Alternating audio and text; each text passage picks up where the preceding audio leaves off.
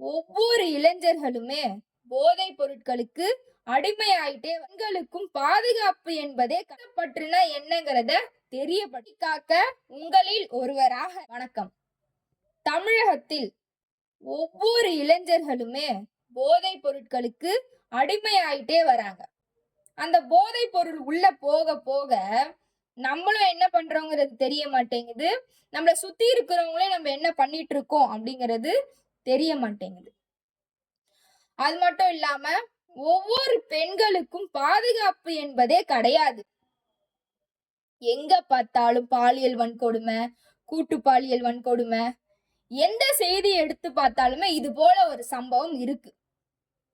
இதுக்கெல்லாம் ஒரு முடிவே இல்லையா அப்படின்னு பார்த்தா நிச்சயமா இருக்கு.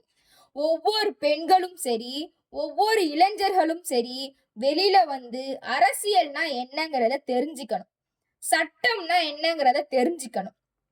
இந்த காணொளியை பார்த்து கொண்டு இருக்கிற ஒவ்வொரு பெற்றோர்களுமே உங்களுடைய பிள்ளைகளுக்கு தேசப்பற்றுனா என்னங்கிறத தெரியப்படுத்தணும். அதுக்காக தான் நம்மளுடைய புதிய யூடியூப் சேனல் ஒன்று தொடங்கியிருக்கோம். உரிமை காக்க உங்களில் ஒருவராக நீங்களும் இணைந்து எங்களோடு பயணம் செய்ய விருப்பம் இருந்தால் ஒவ்வொரு இளைஞர்களும் எங்களை தொடர்பு கொள்ளலாம். எங்களை தொடர்பு கொண்டு உங்களுடைய இந்த தேச பணியை நீங்களும் மக்களுக்காக அர்ப்பணிக்கலாம்.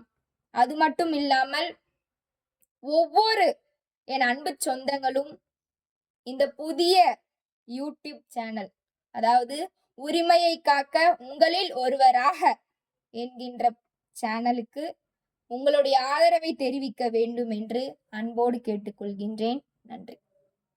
நான் உன் பூச்சாண்டிகளாம் நடுங்கிறவன் இல்ல, அலற விடுறவன், அடங்காத